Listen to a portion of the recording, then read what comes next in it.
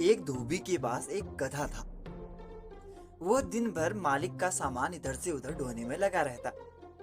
मालिक उसका खुद निर्दयी था। वो उसे खाने के लिए कुछ भी नहीं दिया करता, बस रात को उसे चरने के लिए खुला छोड़ देता था। शरीर से गधा बहुत दुर्बल हो गया था। एक रात उस गधे की मुलाकात एक गीदड़ से हुई। गीदड़ ने उससे पूछा, महाशय, आप इतने कमजोर क्यों हैं?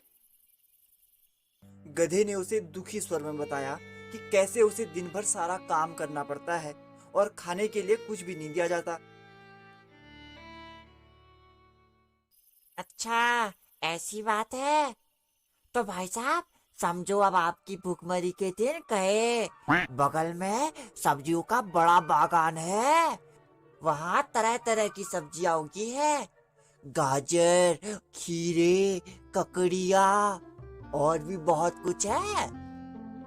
मैंने एक जगह से घुसने का रास्ता भी बना रखा है। बस वहाँ से अंदर घुसकर भरपेट भोजन करता हूँ।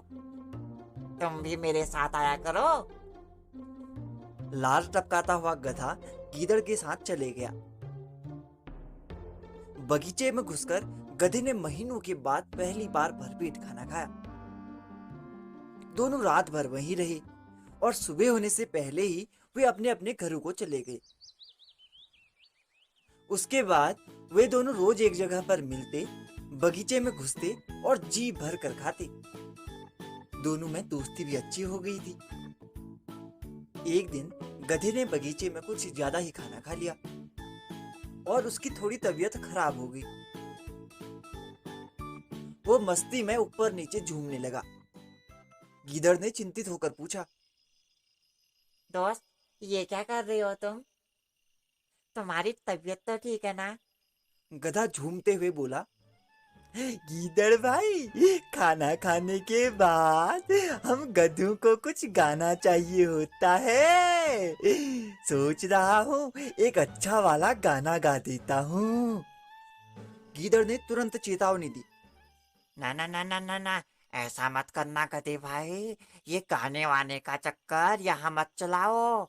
हम दोनों यहाँ चोरी कर रहे हैं। अगर किसी ने देख लिया ना तो बहुत बुरा फंसेंगे। हाँ। गधे ने एक आंख से गीदड़ को देखा और बोला, गीदड़ भाई, तुम जंगली के जंगली ही रहे। अरे संगीत के बारे में तुम क्या जानो? हाँ हाँ, मैं कुछ नहीं जानता हूँ, लेकिन तुम अपनी गंदी आवाज अभी बाहर मत निकालना। हाँ, चुपचाप रहने में ही हम दोनों की भलाई है। अगर गांव वालों ने तुम्हारी आवाज सुन ली तो बहुत बुरा फंसेंगे। गीदड़ की बात का गधे को बहुत बुरा लगा।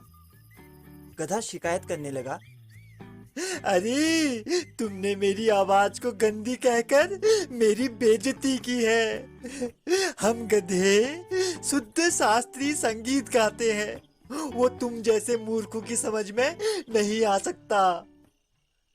इसके बाद भी गीदड़ ने उसे समझाने की बहुत कोशिश की, लेकिन गधा अपनी बात पर अड़िग रहा। गीदड़ ने चालाकी से काम लिया और मौका पाते ही वहां से भाग निकला। थोड़ी देर बाद गधे ने रैंकना शुरू कर दिया, डैच, डैच, डैच। उसके रैंकने की आवाज सुनकर गांव के सभी चौकीदार वहां पहुंच गए। गधे को खेत में देखकर चौकीदार बोला, भाइयों, यही है वो दुष्ट गधा। इसी ने हमारा सारा खेत चर रखा है।